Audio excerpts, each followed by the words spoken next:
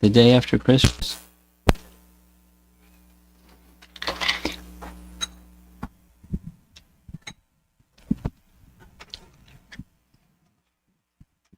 Yesterday, we discussed the first half of Canto 10, Chapter 7.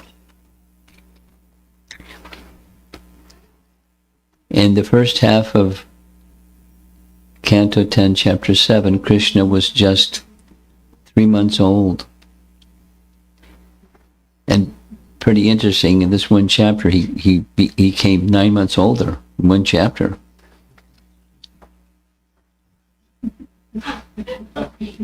Pretty good. And the demon Tṛṇāvarta is the topic.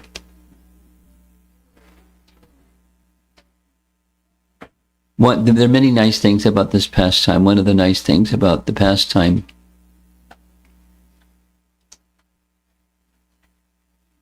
there are many nice things, but some of the nice things include the ability that Krishna has to strengthen and enhance and amplify and send the emotions, the attachments that the residents of Vrindavan have for Krishna into different spheres. In many cases, of course, later pastimes, Krishna is the one to give protection, and in this case, they're wishing to give protection to Krishna. And the Kali's Leela is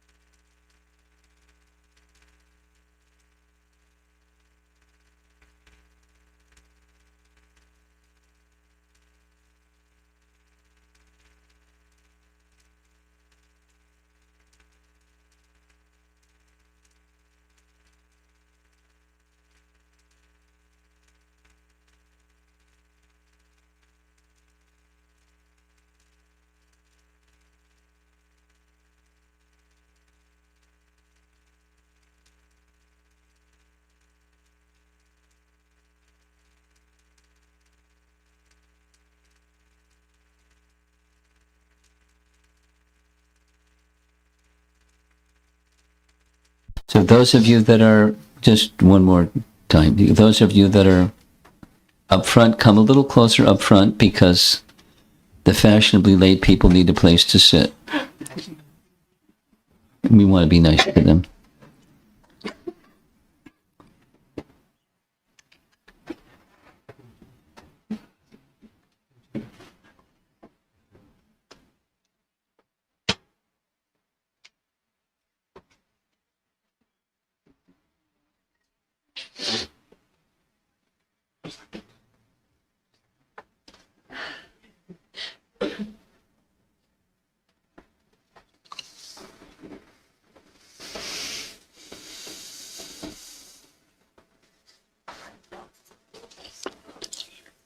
Let's just go to the Leela. Setting the mood is being challenging. So, Tṛṇāvarta, Avarta, means a whirlpool or whirlwind, and Trin means straw, as in Tṛṇādapi Sunichena, that one, straw or blade of grass. So, Tṛṇāvarta. Put the two together. Tṛṇāvarta means he who turns the world upside down like grass, or he who by his speedy force makes grass whirl about. So the emphasis we heard from earlier discussions, this particular demon was very strong, and Krishna surpassed his strength. Now, he wasn't expecting a little child to surpass his strength. So he was quite surprised, more than surprised.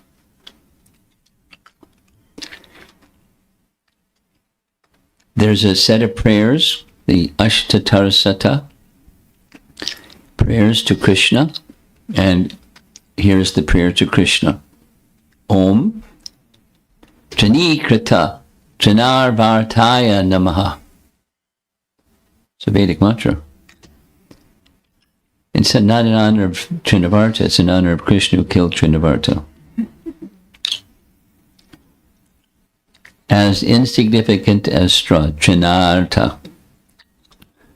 So here's a nice painting that depicts the pastime. That puffy looking thing on the left, that's the whirlwind that was created by Tṛṇāvarta. And there's cowherd boys gesturing at what was going on. And some of them are covering their eyes because the windstorm that was created was too much. So we saw this at the beginning of yesterday's presentation from Sri Stavamrita Lari. There's the Sanskrit, here's the translation. He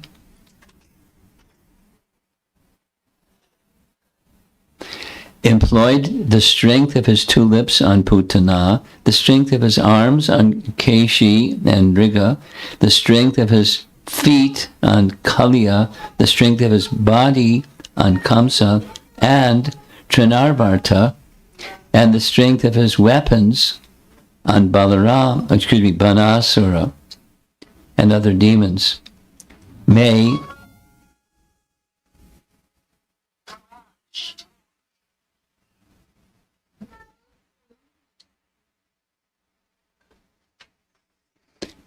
Nanda's son, who possesses all strength, be pleased with me.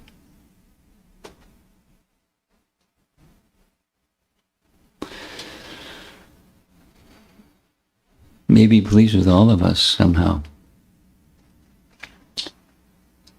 So this is going right back to the very beginning of chapter 7, which we've already heard. So this is review.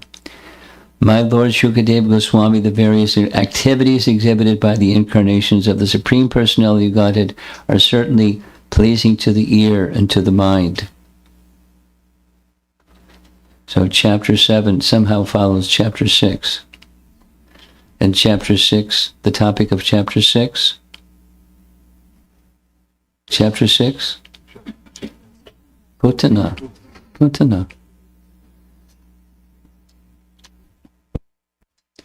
Simply by one's hearing these activities, dirty things in one's mind immediately vanish. Especially, we heard, so repeat. Nice to hear it again.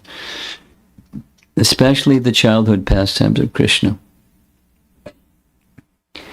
And the sweet, one of the aspects of sweetness is he appears as if. So the as if part is he's human, as if he's a human, but he's not human. And as if he's a small child, but he's not a small child. And he exhibits powers that indicate, as he did with Putana, etc., he's not just a small child. He's the Supreme Personality of Godhead at every instant. And so it's a lila appearing, and then his activities. And the deliverance of Tṛṇāvarta is special. We heard Shakatasura, a big Vimana, came from the spiritual world and took him to the spiritual world. And he was a bad guy. Generally, we're reluctant to hear about the activities of the Lord, but Krishna's childhood activities are so attractive that they automatically are pleasing to the mind and ear. And to the eye also. The artists show some very nice pastimes. Thus, one's attachment for hearing about material things, which is the root cause of material existence, vanishes. And one gradually develops devotional service to the Supreme Lord, attachment for Him, and friendship with devotees who give us the contribution of Krishna consciousness.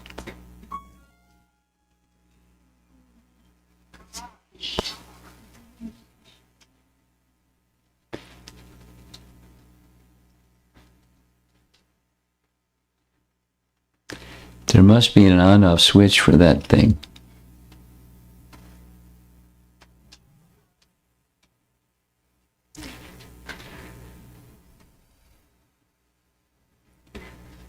So off we go, reviewing a little bit the beginning part of chapter 7. The inquiring person, same. It's Shukadev Maharaj Parikshit, wanting to hear further about Krishna's pastimes. Please describe other pastimes of Krishna, the Supreme Personality of Godhead, who appeared on this planet imitating a human child and performing wonderful activities like killing Putana.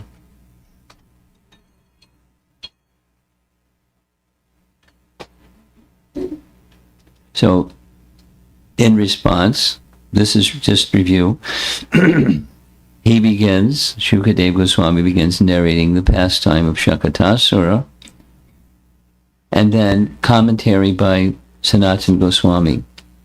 Similar, this is still introductory. Describe the pastimes, childhood pastimes of Krishna, who attracts all hearts, who is directly Bhagavan after he killed Putana. These pastimes are most bewildering. I guess there's one advantage in going through all this, and that is there are some persons that are from out of town, and you didn't hear part 1 or part 2. So review is nice. Even for those that have heard, and what to speak of those that haven't. These pastimes are most bewildering. They are amazing. Though they are actions of a small child, showing great power and sweetness, he appeared in the material world with a human form, accepting or respecting birth as a cowherd. Indescribable, with the highest rasa.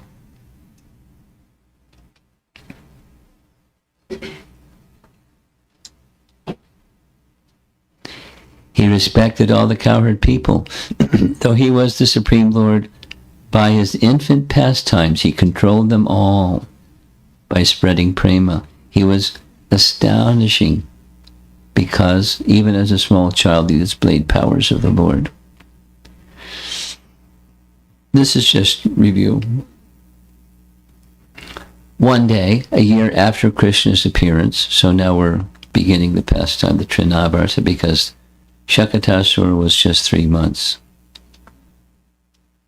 Because the Shakatasura pastime took place shortly after the Putana pastime, which was 3 months. Mother Yashoda was putting her son on her lap. But suddenly, she felt the child had become heavier than a mountain peak, and she could no longer bear his weight. Now, what's going on? Krishna has different... The yogis can do things like this. They can become lighter than the lightest and heavier than the heaviest. The siddhis of yogis, those are 2 of the siddhis. So where does the siddhis, the yogis, get their siddhis from? So what's Krishna doing? Krishna senses, not just extrasensory perception, he's omniscient.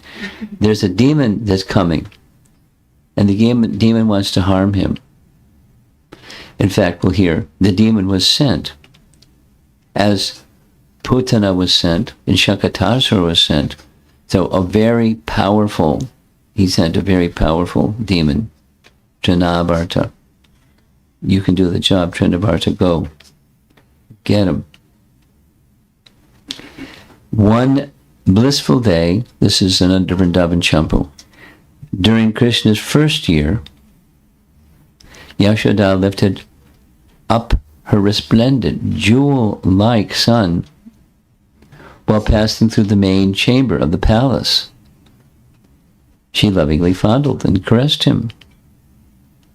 So nice childhood paintings. With his perfect intelligence, notice the spooky demon in the background, Krishna immediately perceived some danger. Employing his Yogamaya potency, Krishna decided to reveal an ecstatic childhood pastime to show compassion to those rotting in the material world. That's us, by the way. So there he is. She doesn't see, but Krishna sees or senses or understands. Here comes this Tṛṇāvarta demon. So he made himself very heavy so that she would put him down. She didn't have a choice. He was heavy as a mountain peak. She had to put him down so that she wouldn't be harmed. When the demon came to take Krishna away, she would be okay, protecting mom. Thinking thus, Krishna made his body so heavy that he forced his mother to set him down. As a creeper hangs down from the weight of ripened fruits, similarly Mother Yashoda bent over from the heavy weight of her maternal affection. Afraid of dropping her beloved son, Yashoda carefully set Krishna down. That's another Vrindavan Champu, and here's Sridhar Swami commenting on this. Krishna made himself heavy so that Yashoda would put him down, thus avoiding giving her injury. Yashoda cannot die, but she was pained by the weight of the universe within his belly. His power of containing the universe within himself is also established in the Damodar pastime, previous chapter. Though he was tied up eventually, she placed him on the ground, fearing that the bed could not bear the weight. She lost her smile, worrying about some danger. So here's that same painting again. This is verse 19 of the 7th chapter. feeling the child to be as heavy as the entire universe, and therefore being anxious, thinking that perhaps the child is being attacked by some other ghost or demon. The astonished, notice, secondary rasa, the astonished Mother Yashoda put the child down on the ground and began to think of Narayana. They're Vaishnavas. Krishna is their son. They're devotees of Narayana. So when there's a problem, you think of Narayana. At least if you're Mother Yasoda in Nanda Maharaj.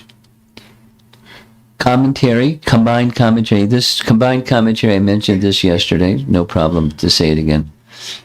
Sanatana Goswami had written several commentaries on the Bhagavatam. One of them was specifically on Canto 10 Bhagavatam, Vaishnava Toshini. And knowing that his nephew, Jiva Goswami, was so expert and scholarly, he gave him the manuscript and asked him, please edit it, and if you see some mistakes, just correct it. So the answer was, yes, sir. And not only that, he wrote a commentary on the commentary. So Vaishnava Toshini Tika was his commentary, and so the combined message is, while living in Vraja, Krishna's thinking, I do not deserve to be covered up or restricted at all. Thinking in this way, Krishna desired to go into the sky. When he was 1 year old, Ekada, this event occurred, since it will be said later in Canto 10, Chapter 26, at the age of 1, while sitting peacefully, he was taken into the sky by the demon Tṛṇāvarta. But baby Krishna grabbed the demon's neck, causing him great pain, and thus killed him. So, confirming from this verse and later chapter 26. By the sweet will of the Lord, Yogamaya influenced Yashoda's mind. In which way? Without the slightest worry, she left Krishna alone outside the house and went inside to perform other domestic duties. So we heard this in the discussion at length with the Damodar Leela, and how on the one hand Krishna does nothing and his potencies do everything, but his potencies do because he has a desire, and so he does everything, but he does nothing. He does everything through his potencies, but he does nothing. So he just has a desire. Icha. And then the internal potency, the Swarup Shakti, he doesn't have to say anything, but she knows he just has a desire. Then the Swarup Shakti, the internal potency, carries out his desire. And she's expert. She makes no mistakes. She knows exactly what to do and how to do it. So one of the sub-potencies or expansions of the Swarup Shakti is Yogamaya. And then Yogamaya has her expansions or her assistants, and it's a big team. Krishna does nothing, but he does everything through his potencies. So, and Mother Yashoda, what's the tattva of Mother Yashoda? Is she Jiva tattva? No. Is she Shakti tattva? Yes. She is an eternal associate of Krishna. Is not a post that somebody can occupy. She's eternally Mother Yashoda, like the statement made earlier. Yashoda can't be killed. Yogamaya can't be killed. Krishna assures Yogamaya, don't worry when Kamsa tries to kill you. He won't be able to kill you because you're my Yogamaya. So, sorry. No worries. So, Yashoda is influenced she's in Shakti Tattva, not Jiva Tattva, but she's influenced by Yogamaya. And Yogamaya moves this way, she moves this way. Yogamaya moves that way, she moves that way. Question. Does Mother Yashoda have free will or not? Is she just like a puppet moving according to Krishna indicates, pulls this string and she does this, and pulls that string and she does that? There's a relationship. She's a spiritual potency of Krishna with free will, because as Krishna has free will, his potencies have free will. The jivas have free will. Yashoda has free will. That free will is being influenced by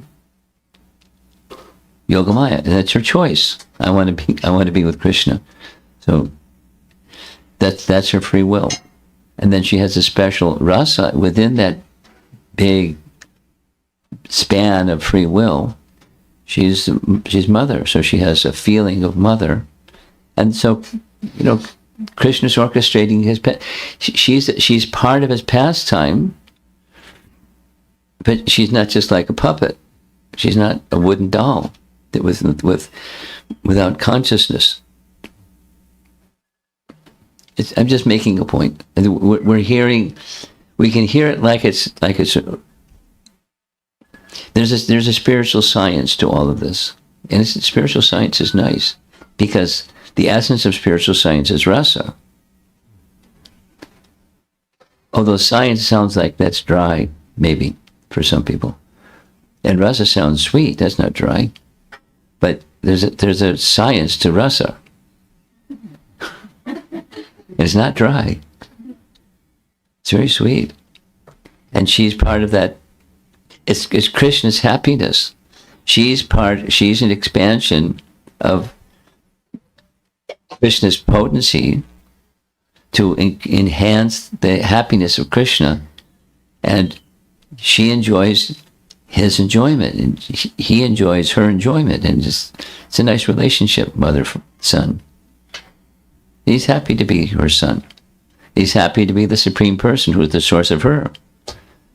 It's very sweet and very mysterious. You have to be very fluid to really grasp the pastimes of Krishna. The pastimes of Krishna are so nice. It can be read and written for children, like a children's book. And then, this happened and that happened and ooh and ah and oh and, stimulating emotions that we're familiar with, but go a little deeper and go a little deeper. And so the science of rasa is very profound. And those who are relishers of Krishna's pastimes, like our acharyas, they're helping us. We discussed this yesterday. They churn the topics.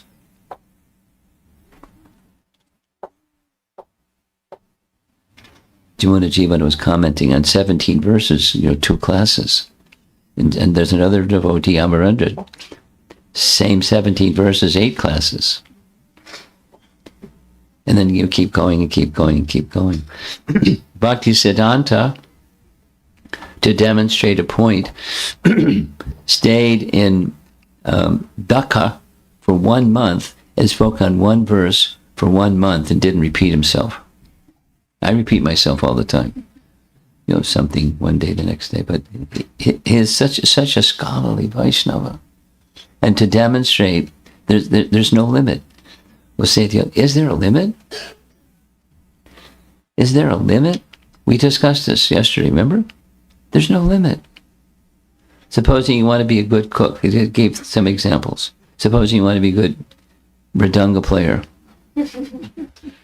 Or a good kirtan singer, or a good something or other. Keep going. Stay with it and stay with it. And if you get on the track of reciprocation with Krishna, there's no limit. There's literally no limit, because he's an ocean that doesn't have a bottom. Oceans have a bottom. Even oceans are big bodies of water, but there's a bottom. the ocean of Krishna rasa, there's no bottom. Just keep going and keep going and keep going and keep going and keep. Follow one of our acharyas, and like, it's amazing where they take you. You didn't know that though all those things were there, and there's more and there's more and there's more. It's just, I'm just appreciating the topics of Krishna. They're simple and profound at the same time.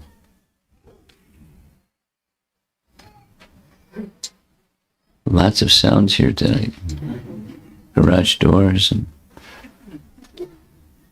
okay.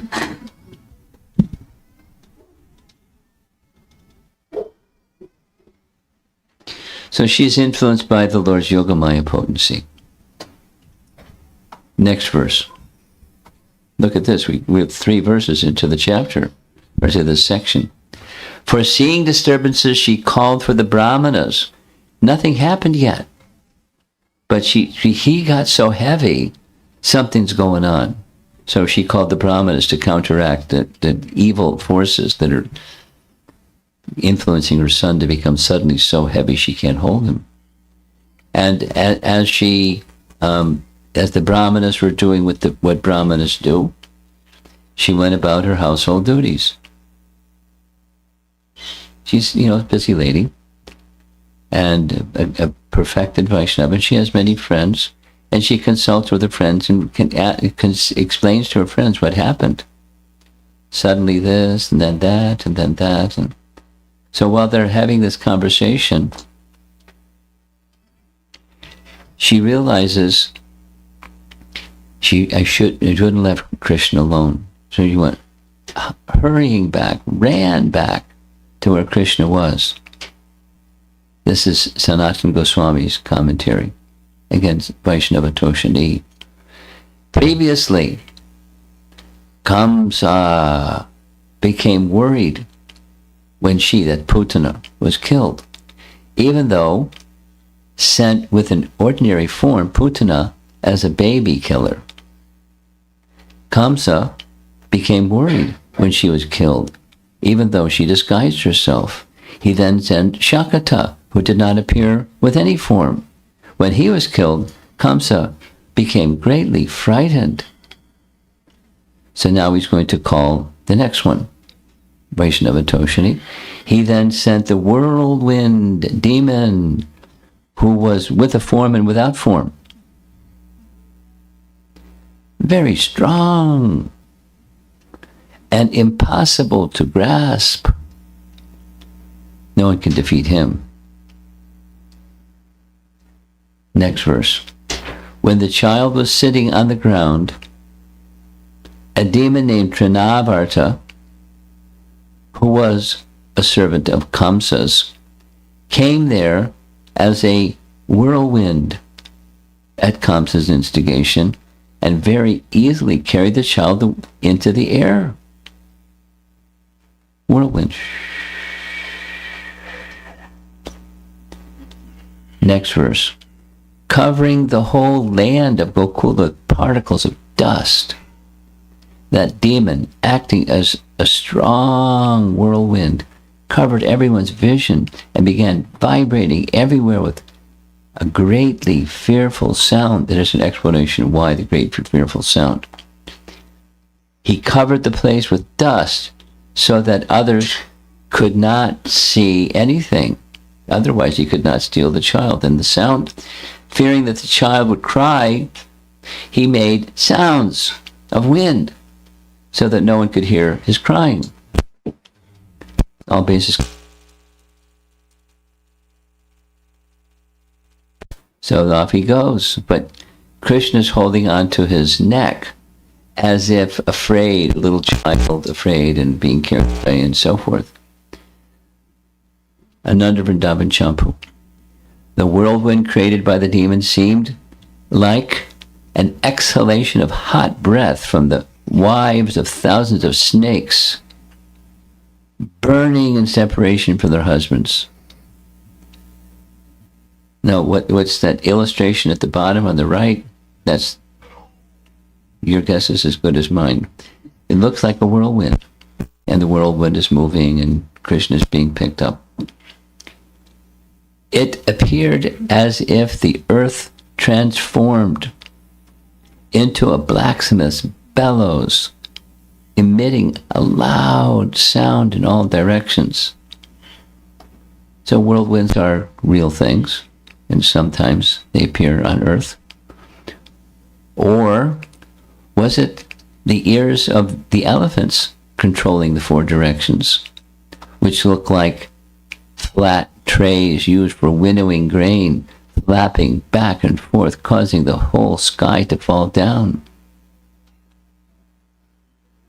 From Gopal Champu.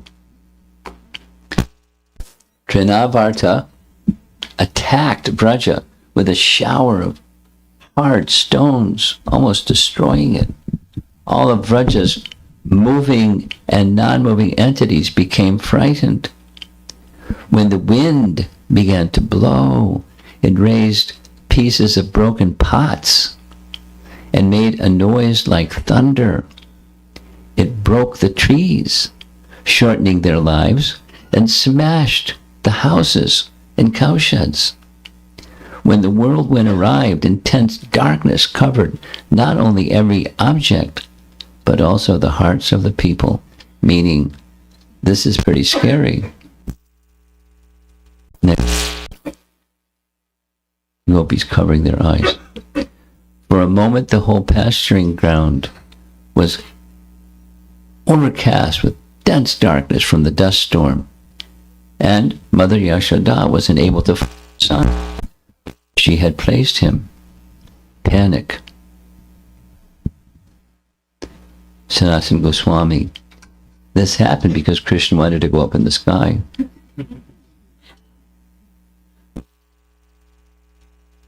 There's the Tṛṇāvarta demon on the right.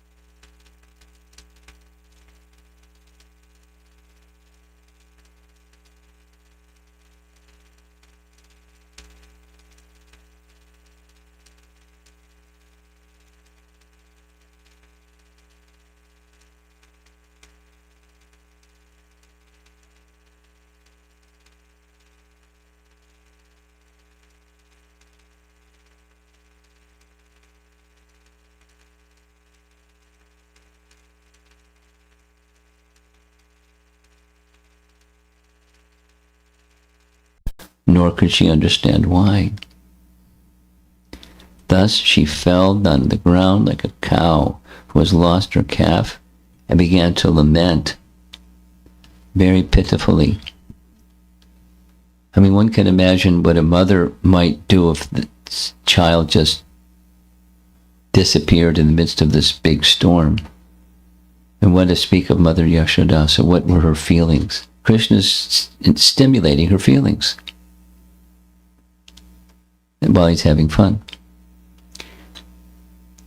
All the people cried. Nanda, Yashoda, all the gopis and all the elders, and crying and wailing.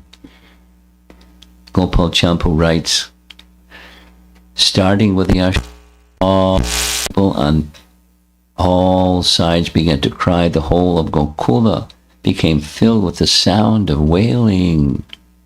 Meanwhile, this big sound from the whirlwind.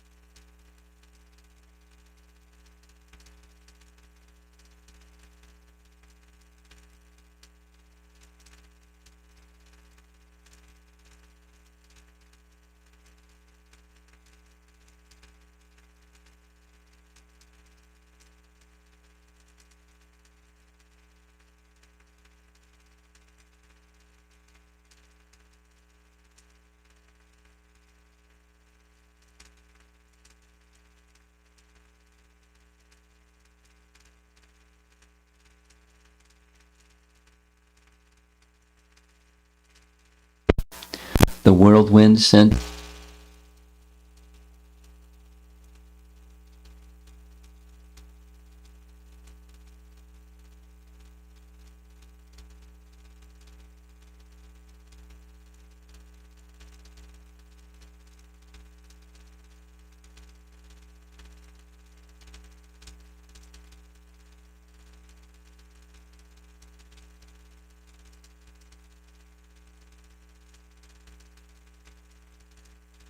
to the heavens.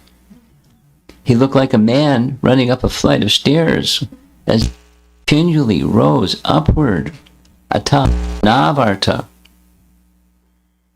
Krishna is very kind, taking care of everybody. When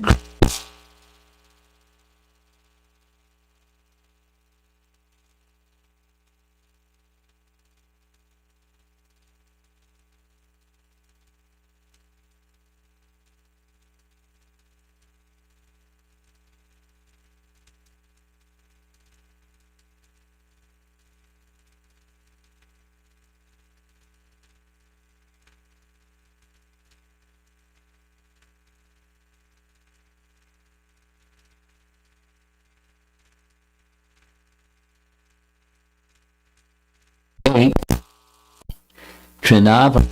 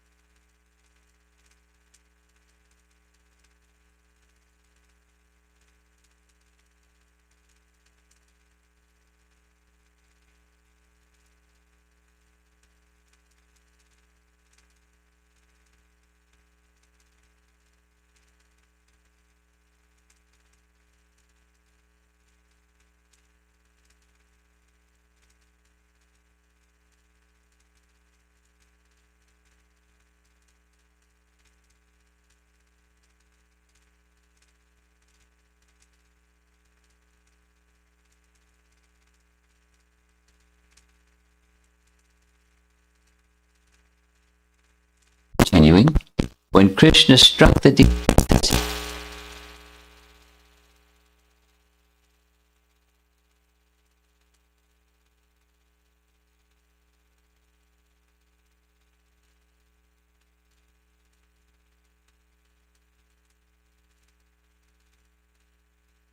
dust. This is the in Europe.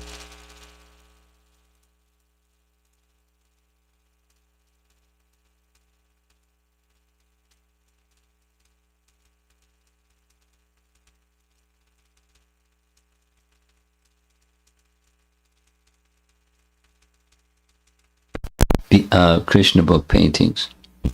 There's Tṛṇāvarta zooming up in the air, Krishna holding onto his neck, the resident of Vrindavan down below crying and wailing. When Krishna grasped him by the throat, Tṛṇāvarta choked, unable to make even a sound, or to even move his hands and legs, his eyes popping out. The demon lost his life and fell, along with the little boy down to the ground of Vraja. Now, Ananda Vrindavan Champu says he's socked him. All the other commentaries just say he choked him. Take your pick. Sanatana Goswami, he died in the sky by being choked. Famous for being strong, that's Tṛṇāvarta, but a fool for engaging in actions for which he was not qualified or capable. The demon fell on his back with all his limbs spread out. Now, it's also said he fell on a big stone slab from way up in the air. That's like finished. Man's finished. He was already, but he died in the air anyways. Krishna looked like a blue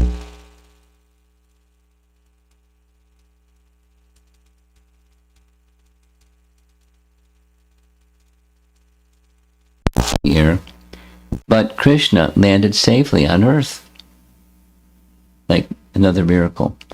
So they're wondering, how did this happen? While the gopis who had gathered were crying for Krishna, the demon fell from the sky onto a big slab of stone, his limbs dislocated, as if he had been pierced by the arrow of Lord Shiva, like Tripurasura.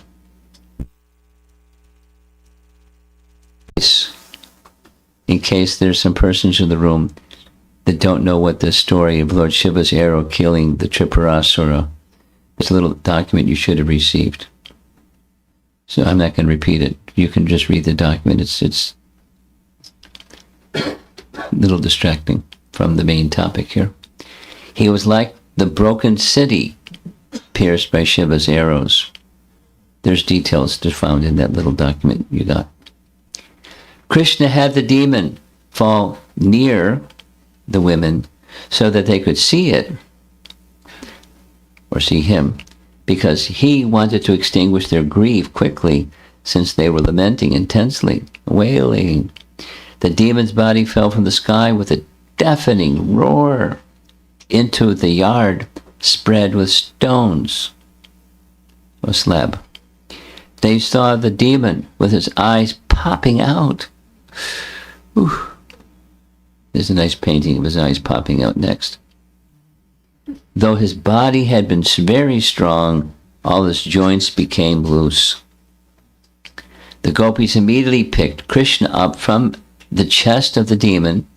This resembles what happened with the Putana demon, the previous chapter. On the chest of the demon, and delivered him, free from all inauspiciousness, to Mother Yashoda.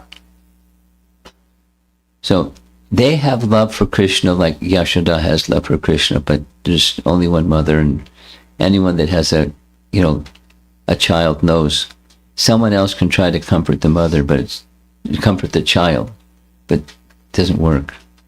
When the child is distressed, there's only one person. Just a little sharing. Once upon a time I was traveling.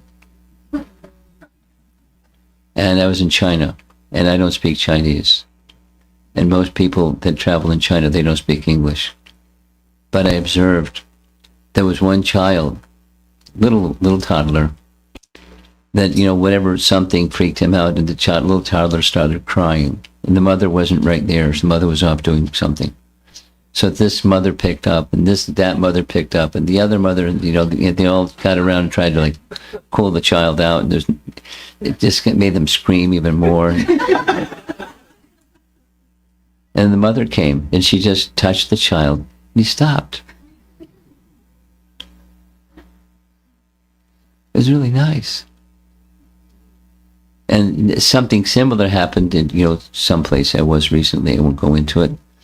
There was a little child, and the mother of the little child, and the mother of the little child. And the child started, she wanted to say something, and the little child wanted attention. So he started screaming. And she gave the child to the grandmother. The child screamed more. She gave the child back to the mother. The child stopped screaming. It's like, Somehow children know who their mother is. Somehow the mothers know who their child is. It's just one of those things. So in Vrindavan, they have love for Krishna like Mother Jasoda, but they also defer to Mother Jasoda. But they desire to have Krishna as their son. So they do services, and then here they are returning Krishna to Yashoda. And then what happened with this big giant body? We heard what happened with the big giant body of Putana. They chopped up the body of Putana and had a big bonfire. It smelled fragrant because Krishna touched the body. In this case, they didn't have a fire.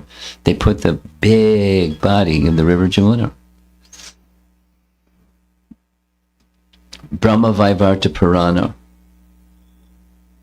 says, free from his past karma, by Lord Krishna's touch, the demon mounted a beautiful chariot and traveled to Lord Krishna's spiritual abode.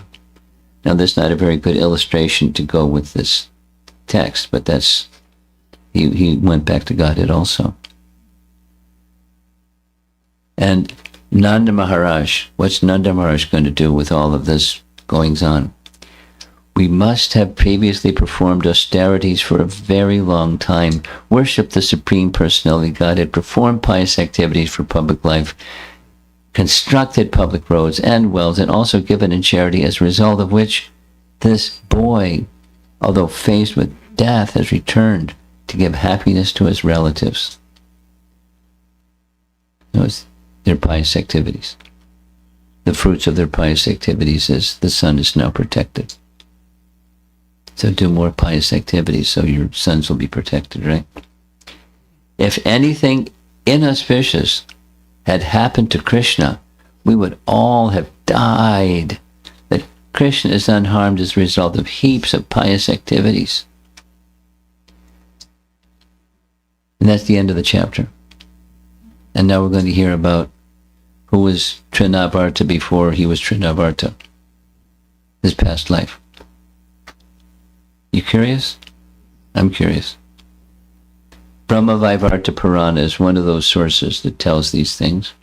Here's the narration.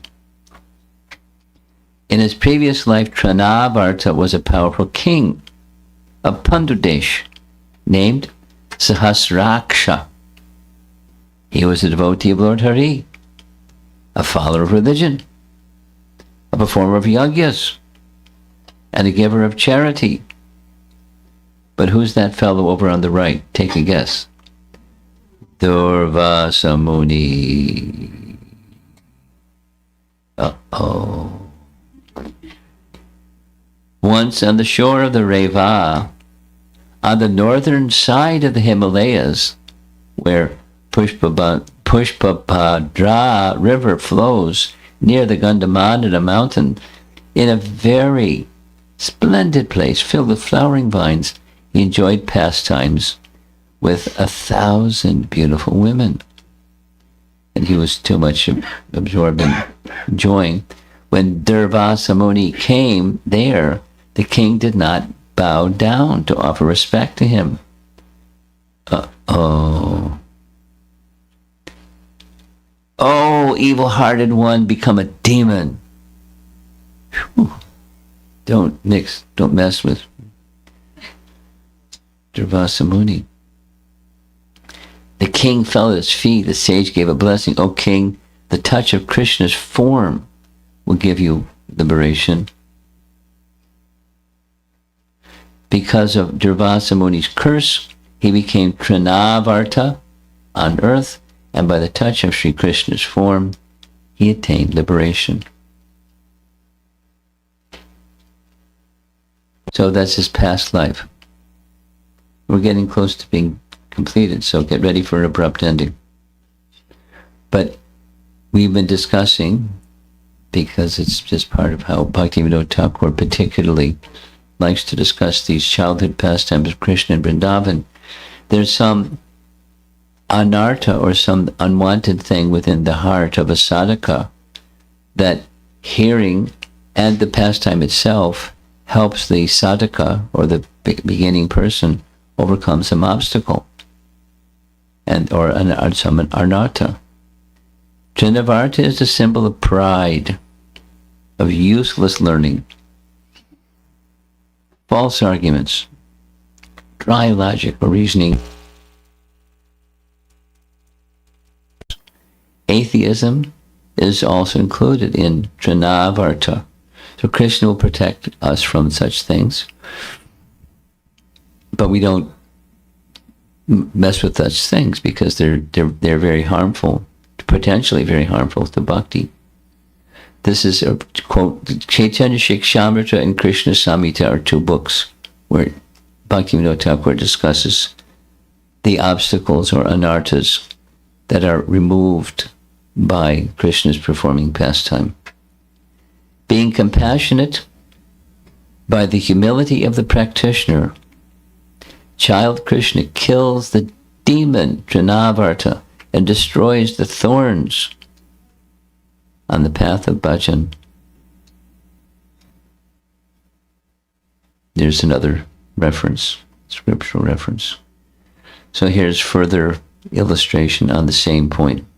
Tṛṇāvarta represents the false pride produced by useless scholarship, which gives rise to wrangling debates and arguments, dry reasoning, dry logical indulgences of the association of people who are attached to such things.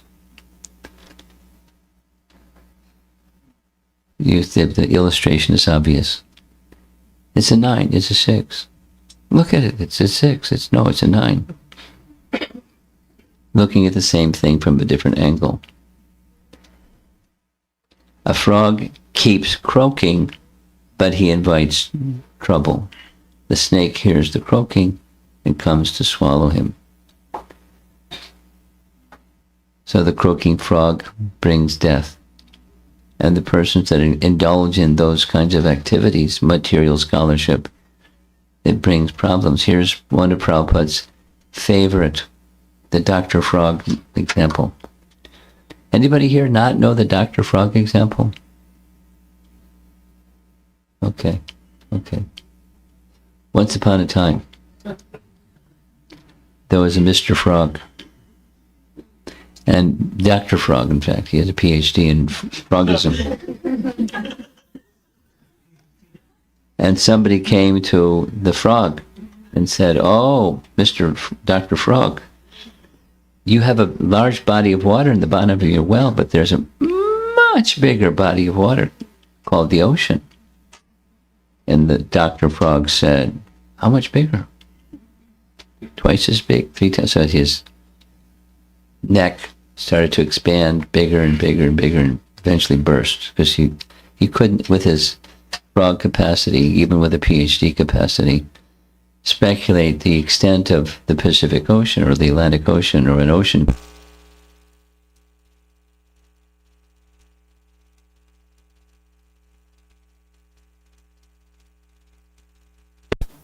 No, much bigger.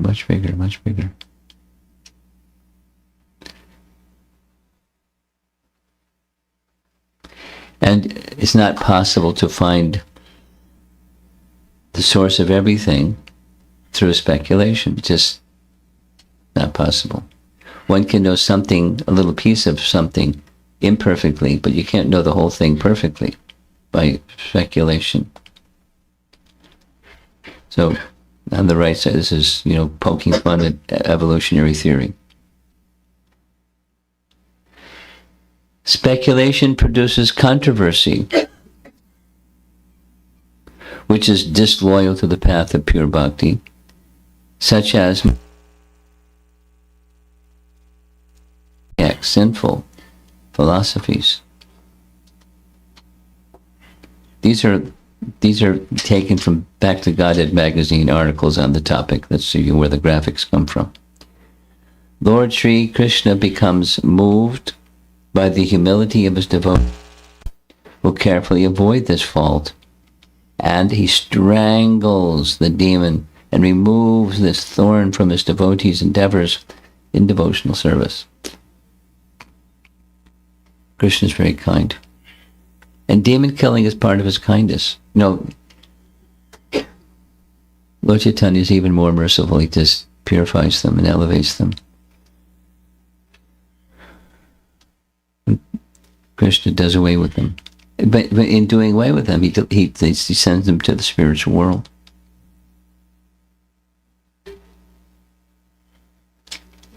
Lord Chaitanya is for this age, and Krishna is for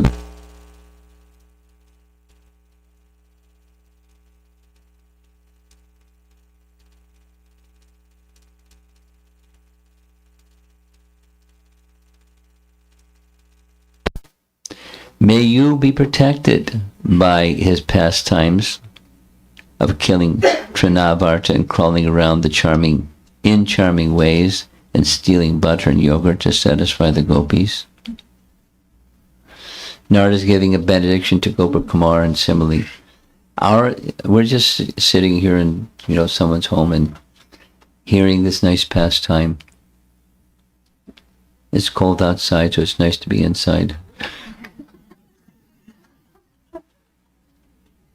But isn't it more than nice to be inside? The pastimes of Krishna have the power of extricating ourselves completely from material existence. Like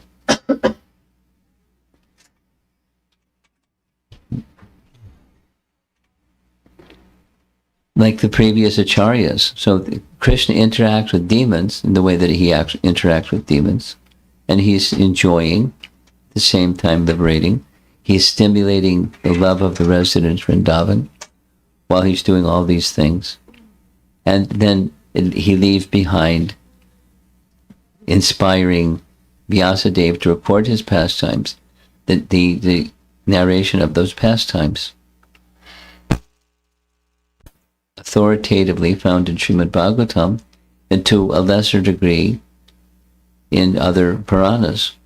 So from time to time we come across references from our acharyas of the very same pastime being performed in a slightly different way, or a particular detail about the pastime from this Purana or that Purana. And altogether, the whole of the Vedas is to know Krishna and to become attached to Krishna. So it's a nice way to spend, holiday, striving to become attached to Krishna just by hearing about him, and particularly the appreciations of these great authorities, Kavi Karnapur and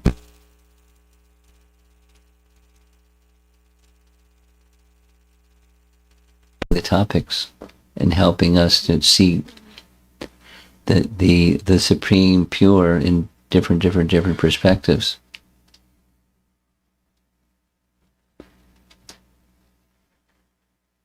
Okay, so let's see if there's some discussion. Here's the last slide. It's a nice painting. Krishna in his childhood, contemplating a peacock feather.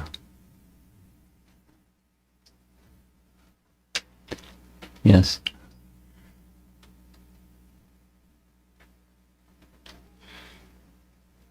Go ahead back, but put your hand up again.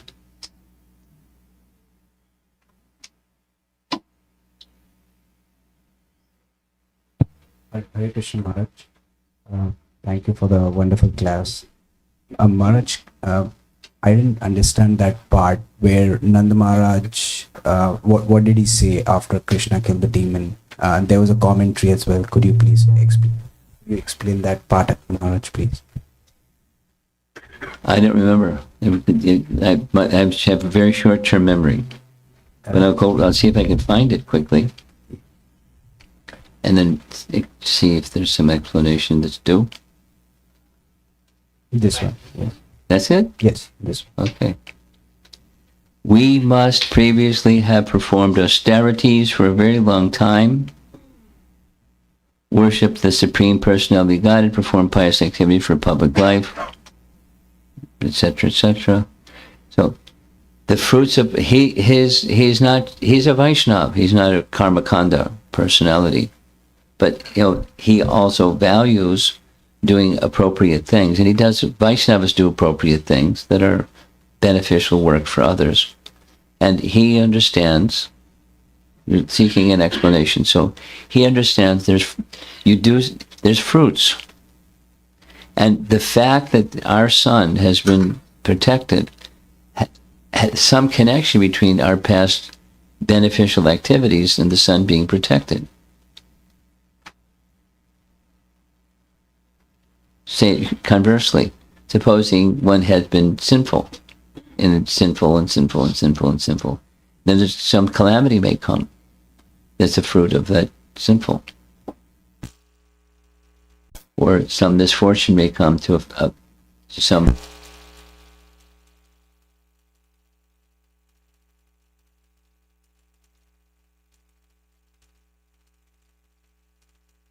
but the transcendental picture for a Vaishnava is not pious activities stacked up creates something. It may create material something, but not a spiritual something. You okay? Okay. A follow-up, yeah, speak into the microphone.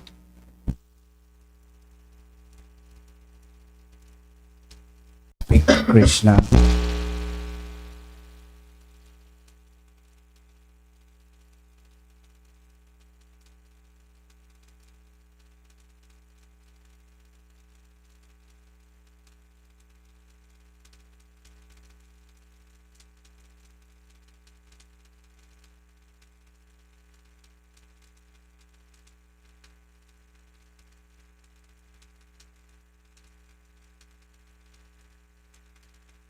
Yes.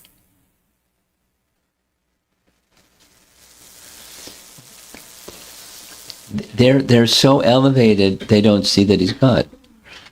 The sweetness, the intensity of the sweetness of their love is such that they don't see his divinity. And that's Vrindavan. Is okay? Yes, ma'am. Okay. Thank you. Over here.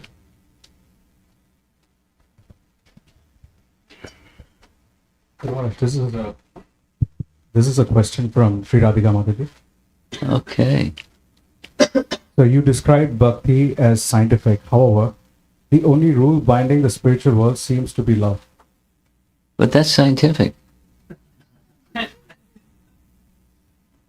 Unlike cause and effect relationships of mundane science, Krishna is not bound. But it's by not a rules. mundane science, it's a spiritual science. Don't use your mundane science yardsticks to evaluate spiritual science. She's right. There's one rule, that's love. And there's a science to love. Ask Rupa Goswami. and so many other acharyas. So you didn't get, I cut her off. There's more? I think that was pretty much the end of it. It seems to be more of an art than a science. Can you Okay. understand? There's a science to art too.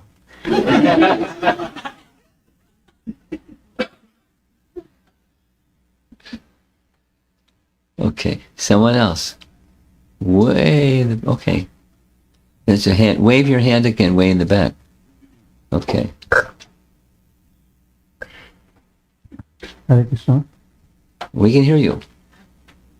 I have actually two questions, 2 questions. if you will. One of the questions that came up was, I've had a discussion in the past with an elderly gentleman who was claiming that natural calamities come because of the wrath of God. And my refutation, I refuted that like that may not be the case. Taking Tṛṇāvarta as an example, where a demon could actually be causing the disturbance. Any comments on that, Guru Maharaj? What was the nationality of this fellow? He was an elderly Indian gentleman Indian gentleman. living in America. Wrath of God. It sounds like something else. You know, the paintings of God's up in a cloud, and he comes with bolt of lightning, and sinful. Wrath of God. But that's not, he doesn't understand God. It's not how he persons. Not a blade of grass moves without the sanction, the approval, the saying yes from the personality of God. And so, but it's if there's a sanction from God, it's not out of arising from wrath. It's arising from love. And if someone does something, say this elderly gentleman, you were probably sometime during your life, you were a father or a parent. And you may have had to say something to a child or a dependent or someone along the way. Then you say it mildly and then say it less mildly and say it strongly. But assuming that in your heart you're a loving person, you say something strongly, it's not out of wrath. Yes, Guru. So it's just to understand the nature of the source of everything. The source of everything is not wrathful. You do or I'm...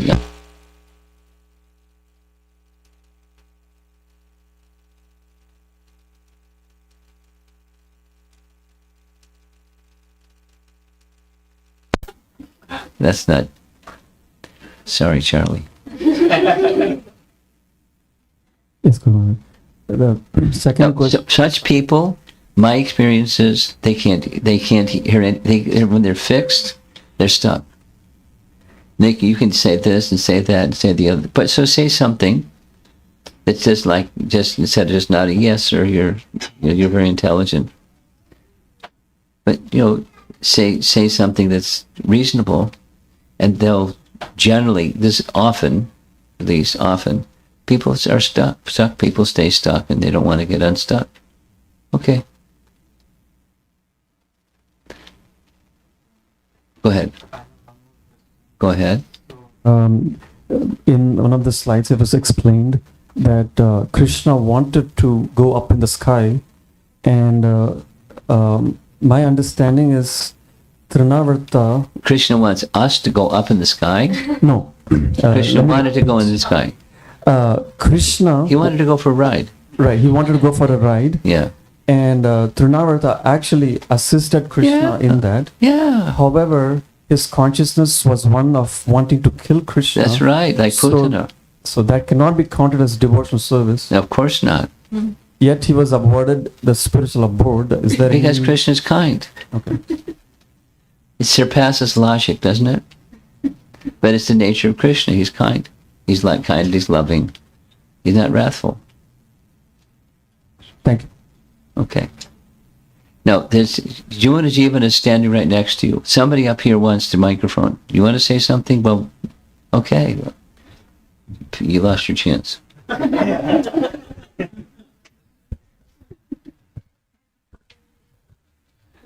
Your wife will come up with something else. Hare Krishna Maharaj. Yeah. You have mentioned that Krishna does not do anything himself, but his potency acts on his behalf. Right. But so why in Bhagavad Gita he says he himself is time or intelligence, or he should have said his potency? Well, he can say it however he likes it. Time is his energy. It's Kala Shakti. It's not him. Kala Shakti is his energy, and thus there's a oneness between his energy and him. But there's a difference between the energy and the energetic. He does nothing. Time destroys things. Time brings things into being. And he does nothing. I have nothing to do. But through his potencies, everything happens. So he can say it however he wants to say it, and it's right to say it this way or say it that way. And another question, you mentioned that with speculation we cannot understand God. But sometimes when we study scriptures like Bhagavatam or Bhagavad Gita, like we subconsciously do speculation. So how does that happen, and like how to stop it? Okay, you get your finger burned and don't put your hand in fire. Because speculation, it doesn't bring that. How can such a tendency be?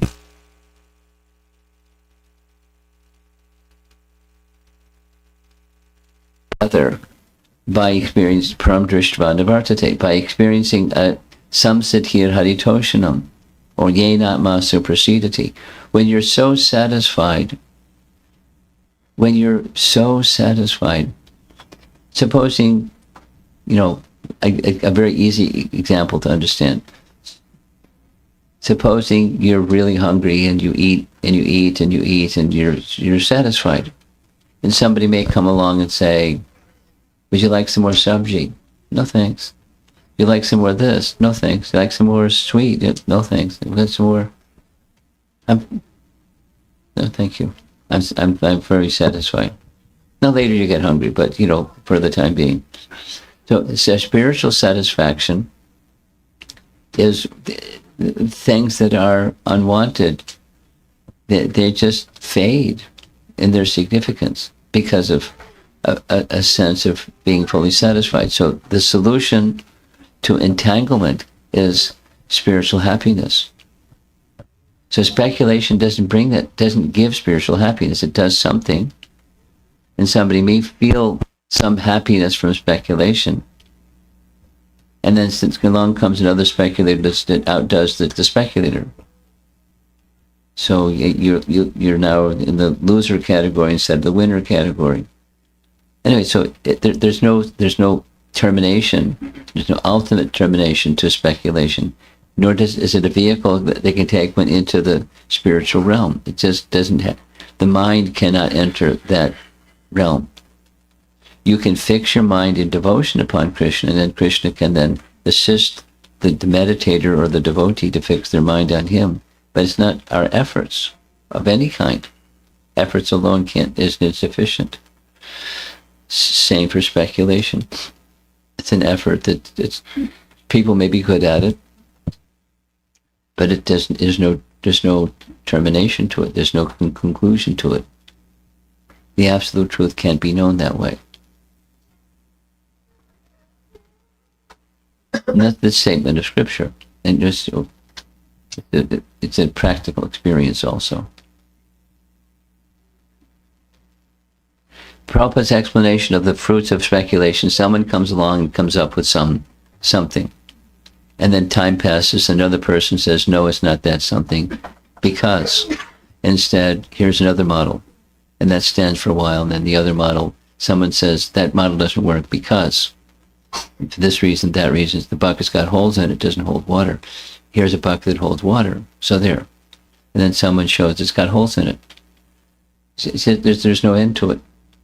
The capacity of the mind to speculate into the realm of transcendence, there's a different function of the mind that's receiving, not extending. The ascending process is insufficient.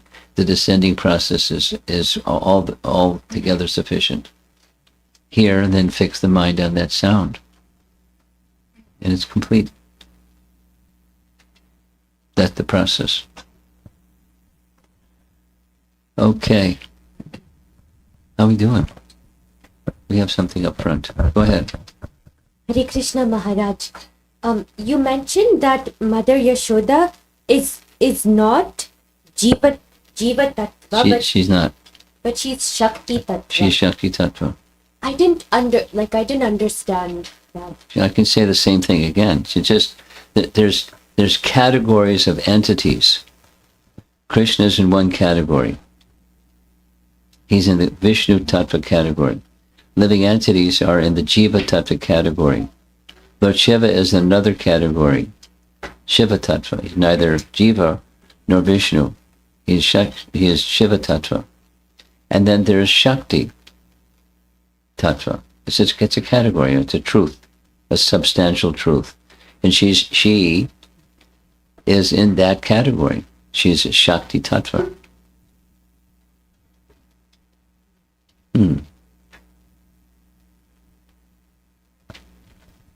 Like, Subhadra.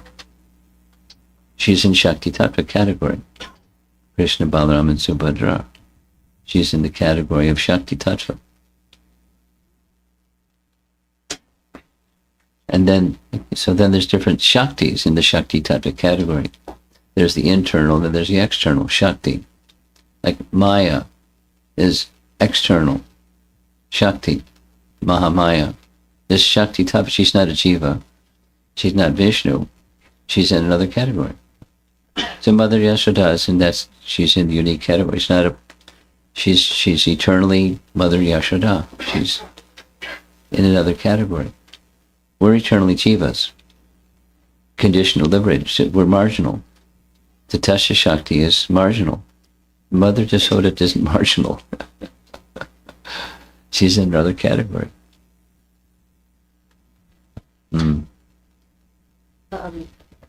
So I think in the Krishna book it is mentioned that Mother Yashoda in her previous birth was Droni. Right? Okay. So that.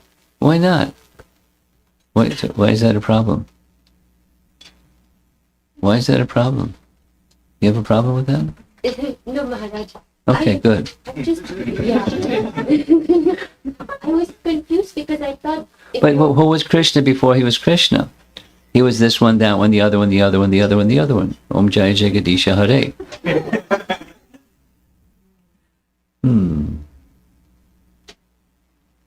No, the topic that you're raising is a little subtle, and I don't know if this is the time and place to go into the subtle.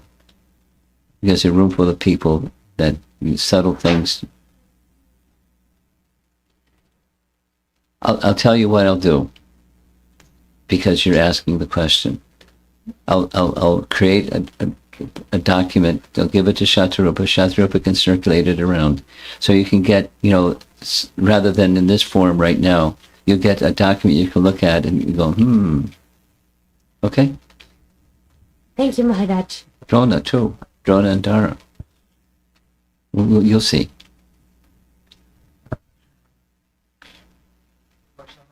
Over in the corner. You have the last question. Hare Krishna. The question is about Bhakti Rasa. It's a two-part question. One, I wanted to... so the other day before yesterday, you were talking about Bhakti Rasa. And you gave the example of jaundice.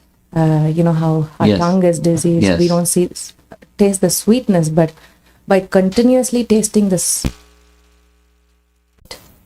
the disease goes away. So similarly, it is the Bhakti Rasa, the sweetness in Krishna's pastimes. When we continuously taste it, Yes. the disease goes away. Is that... You got it. Okay. So, Good catch. I love that point, and especially when in Madhurya Kadamini used the word mellifluous, and I thought it was a beautiful way of connecting. It's Rupa Goswami. I'm just taking the crumbs off his plate. Go ahead. The second thing is, today, one of the slides, the root of material attachment is being attached to hearing material sounds. And, in my stage, there is attachment to those material sounds. And so do we receive some kind of a rasa in that situation? Yeah, material rasa. Yeah, definitely. There's a taste. People that do it, they like it. For you, it's like, ooh. For them, it's, ooh.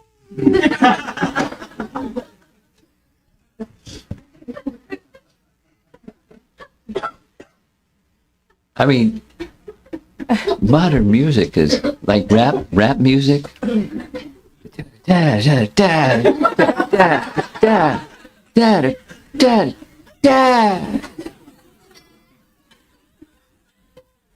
the people get off on that. It's like more.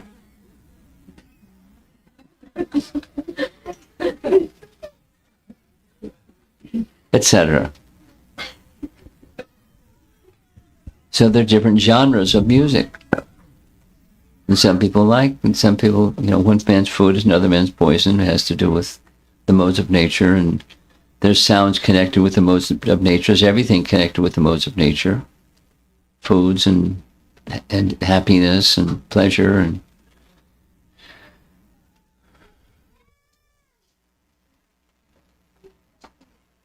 material sound. It's the whole of creation.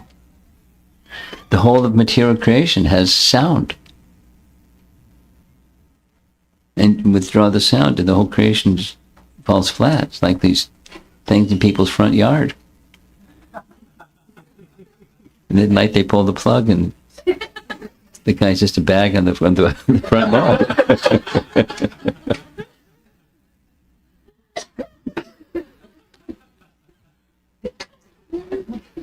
Hare Krishna.